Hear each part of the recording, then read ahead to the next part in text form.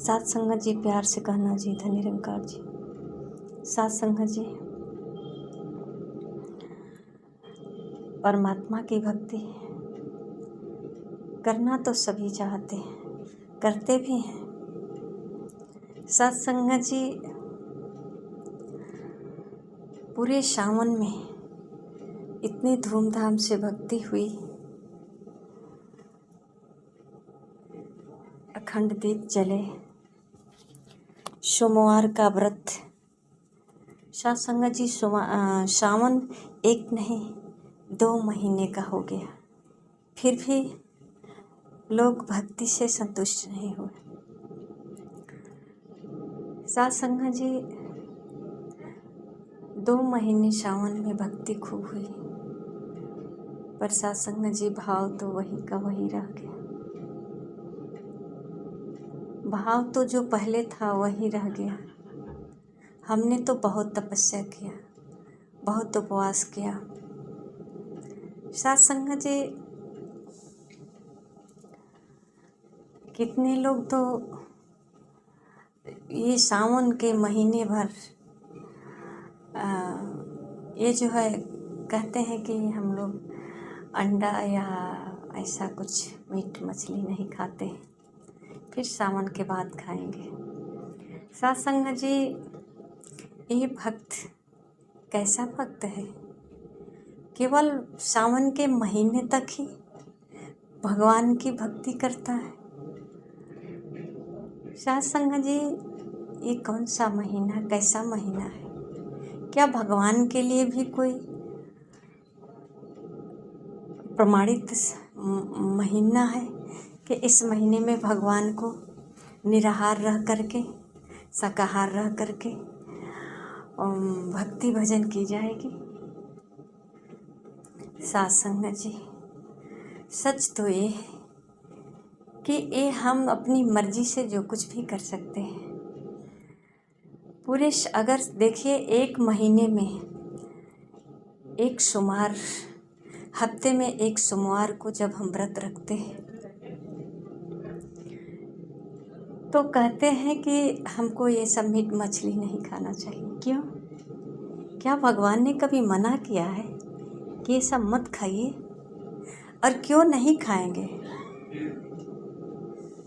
अगर नहीं खाएंगे, ऐसा हमें लगता है कि भगवान को ये अच्छा नहीं लगता है, तो सात संगत जी कभी नहीं खाना चाहिए। अगर ऐसा हमें महसूस हो गया कि भगवान को ये अच्छा नहीं लगता है, हमें शाकाहार रह करके भगवान की भक्ति करनी चाहिए, तो सात संगत जी क्यों ना हम हमेशा शाकाहार ही रहें और हर समय भगवान को याद करते रहें। एक महीने भगवान को याद करने में शाकाहारी बनना पड़ता है। सात संगत जी, अगर निरंतर भगवान हमारे दिल दिमाग में बस जाए तो ये निराकार परमात्मा कण-कण में विराजमान है। आप सच सुना और सच किया, एक महीने जो आपने किया, सच तो यही है कि 12 महीने आप यही करो। भगवान को हमेशा याद करो। ये निराकार परमात्मा कण-कण में विराजमान है। इंसान के लिए खाने के लिए ये जो आहार बना है शुद्ध शाकाहारी। सात संगत जी, कितना है खाने के लिए? फल फ्रूट, साग सब्जी, अन्न, ये चाहे तो हम इसको कितने तरीके से बनाकर खा सकते हैं। पर सात संगत जी, लोग कहते हैं कि हम मीट मछली खाएंगे तो स्वस्थ रहेंगे। एक डॉक्टर साहब हमारे अस्पताल में आए थे ट्रेनिंग देने। सात संगत जी, वो डॉक्टर साहब यही बताए कि ये सब खाना चाहिए। सात संगत जी, डॉक्टर साहब के साथ बहस क्या करना है, उनको जितना नॉलेज जो है वो बताएंगे। पर सात संगत जी, इस धरती पे बहुत से लोग ऐसे हैं जो बिल्कुल कभी नाम तक नहीं लिए हैं, वो भी जिंदा हैं, वो भी स्वस्थ हैं और भगवान की भक्ति भजन भी करते हैं साध संगत जी। पर कुछ ऐसे ज़्यादा भक्ति भजन करने वाले लोग हैं जो साध संगत जी भगवान को, जो शाकाहारी भी रहना चाहते हैं, भक्ति भी करना चाहते हैं, पर कुछ समय, कुछ महीने, कुछ हफ्ते कहीं न कहीं सूझ है कि भगवान की भक्ति करने के लिए हमें शाकाहारी रहना जरूरी है। तो साध संगत जी, अगर ये बात समझ में आ जाए कि हमें शाकाहारी आजीवन रहना जरूरी है, ये निराकार परमात्मा हमारे भीतर भी है और बाहर भी है, सब में है। अगर हमारे अंदर जैसा भाव है, ये भाव का ही भूखा परमात्मा क्या इस भाव को समझ नहीं पाते? क्या हमारे मन में भाव है? साध संगत जी, भगवान को हम प्रसाद चढ़ाते हैं, फल और मिठाई, और इस पूजे के बाद हम क्या खाते हैं? कभी भगवान को भी ऐसा प्रसाद चढ़ा कर देखें। साध संगत जी, जब हमारे परमात्मा नहीं खा सकते तो हम परमात्मा का अंश आत्मा है, हम कैसे खा सकते हैं? हमें खाने के लिए कहाँ से छूटे? साध संगत जी, आइए हम प्रभु से प्रार्थना करें कि हे सद्गुरु सच्चे बादशाह हे दीनदयाल, तो अपनी चरणों से लगा लो और मुझे उस राह पे चलाओ जो राह परमात्मा के लिए हो और परमात्मा तक पहुंच करके हमारा परमात्मा से, साध संगत जी, बात विचार हो। ऐसा भाव कभी हमारे दिल दिमाग में नहीं आया। जो हमें अपने हिसाब से अच्छा लगा बस वही हमने स्वीकार किया और किया भी। अब ये नहीं पता चला कि परमात्मा स्वीकार किया कि नहीं किया। हमने भक्ति तो जोरों शोर से किया। बाबा धाम जा रहे हैं, कंधे पर कांवर है, वस्त्र में गिरवा धारण, पर जुबान में कड़वाहट भरी है। साध संगत जी, क्या भगवान यही चाहते हैं कि तू नीले पीले वस्त्र धारण करके मेरे पास इतनी तपस्या से आओ, पर अपने स्वभाव को जो का त्यों रखो, अपने स्वभाव में कोई परिवर्तन न लाओ? भाव विचार। साध संगत जी,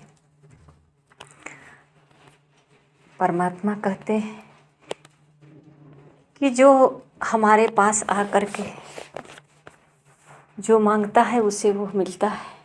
परमात्मा के पास दो शक्ति है, एक माया और एक भक्ति। साध संगत जी, जो माया को लेता है, माया उसे संसार में नचाती है, और जो भक्ति को लेता है, भक्ति भगवान को नचाती है। साध संगत जी, संत महापुरुष हमेशा भगवान से भक्ति ही चाहा है और भगवान से भक्ति मांगा है। इनको पता है कि माया मांगेंगे, माया हमें संसार में नचाएगी और तकलीफ ही तकलीफ मिलेगा, और भक्ति मांगेंगे तो भक्ति हमारे जीवन में आनंद भर देगी और लोग सुखी परलोक सुहेला कर देगी। और भगवान भी हमारे इर्द गिर्द हमेशा कहते हैं, भगवान भक्तों के बस में होते हैं। साध संगत जी, जो श्रद्धापूर्वक लगन से निष्ठा से भगवान की भक्ति करते हैं, साध संगत जी, भगवान कहाँ है कैसा है पता हो तो ना, बिन देखे भगवान को कैसे भक्ति करेंगे? साध संगत जी, संत महापुरुष कहते हैं, आओ रब की दर्शन कर लो, परमात्मा की जानकारी कर लो, सत्संग जी, कबीरदास जी ने निराकार का ही भक्ति किया, रविदास जी ने निराकार का ही भक्ति किया, मीरा को भी निराकार का ही ज्ञान मिला, भगवान कृष्ण ने अर्जुन को निराकार का ही ज्ञान दिए और निराकार का ही भक्ति किया। सत्संग जी, ये निराकार परमात्मा सब में कण कण में विराजमान है। ये सब में परमात्मा को देखते हुए इस संसार में अपने जीवन बसर किया। और सत्संग जी, भक्त जो है सब जगह सब में हर पल परमात्मा को महसूस करके अपना जीवन व्यतीत किया। कहते हैं सत्संग जी कि परमात्मा जो है सर्वशक्तिमान है, सर्वज्ञ है, सर्वव्यापी है। इसे ढूंढने से नहीं मिलेगा, बिना गुरु के इसकी पहचान नहीं हो सकती। ये हमारे पास नहीं बल्कि हमारे भीतर नहीं बल्कि मैं खुद परमात्मा का अंश आत्मा, मैं हूँ आत्मा। सत्संग जी, इस शरीर में रह करके ये अपने आप को शरीर ही मान बैठी और शरीर की सारी सुख सुविधा के लिए हर समय भगवान का गुहार लगाती है। मुझे छत चाहिए, मुझे वस्त्र चाहिए, मुझे भोजन चाहिए अच्छा, मुझे सुख सुविधा चाहिए, अच्छी गाड़ी चाहिए। ये सारे शरीर के ही सुख सुविधा के लिए सत्संग जी, पर ये शरीर नहीं है। सतगुरु के चरणों में आकर जो आत्मा अपनी पहचान कर ली और परमात्मा को जान ली, सत्संग जी, संसार की सारी वस्तुएं उनके लिए फीके पड़ गई। वो सिर्फ परमात्मा को ही मांगती रह। पता है, इन आत्माओं को पता चल जाता है कि ये परमात्मा ही सिर्फ इस आत्मा का आधार है। यही आत्मा को संतुष्ट कर सकते हैं, यही आत्मा को शीतल कर सकते हैं, यही आत्मा का कल्याण कर सकते हैं, यही आत्मा का उद्धार कर सकते हैं। सब कुछ यही है। इस संसार की वस्तुएं पीड़ा के सिवा कुछ नहीं दे सकती। सत्संग जी, भक्तों ने हमेशा भगवान को ही मांगा, हे प्रभु आप भक्ति दे दीजिए, हर पल आपको याद करूं, आपको स्मरण करूं, आपको ही याद करके अपना जीवन बसर करूं। सत्संग जी, ऐसा भाव रहा भक्तों का। आइए सत्संग जी, हम अगर भक्तों का उदाहरण देते हैं, भक्तों के बीच रहते हैं, भक्तों से कुछ जानना चाहते हैं, सीखना चाहते हैं, तो ये जान लें कि हमारे जीवन के लिए क्या सही है, क्या गलत है। सत्संग जी, ये हमारा जीवन संसार की वस्तु हासिल करने के लिए नहीं मिला। हाँ, संसार में है तो संसार की वस्तु की ज़रूरत पड़ी है जीविका के लिए। पर सत्संग जी, ऐसा नहीं कि जीने के लिए हम किसी भी चीज़ का सेवन कर सकते हैं।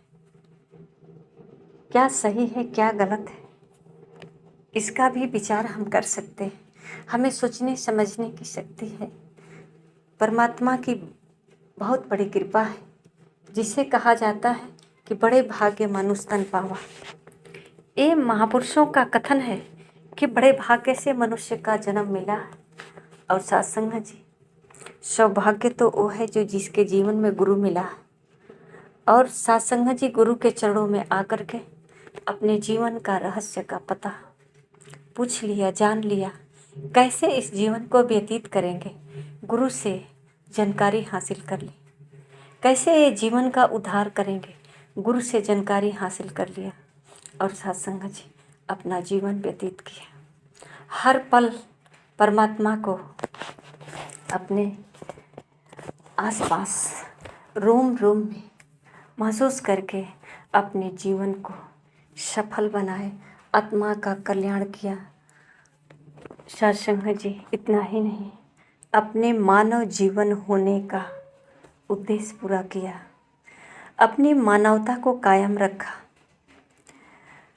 इस मानव के अंदर जो गुण होना चाहिए, ये गुरु से प्राप्त किया। करुणा, दया, शील, नम्रता, सहनशीलता, प्यार, ये सब मानवीय गुण है सत्संग जी। ये सब सदगुरु से हासिल हुआ और खुशहाल अपना जीवन व्यतीत किया। सत्संग जी प्यार से कहना। धन्य निरंकार जी।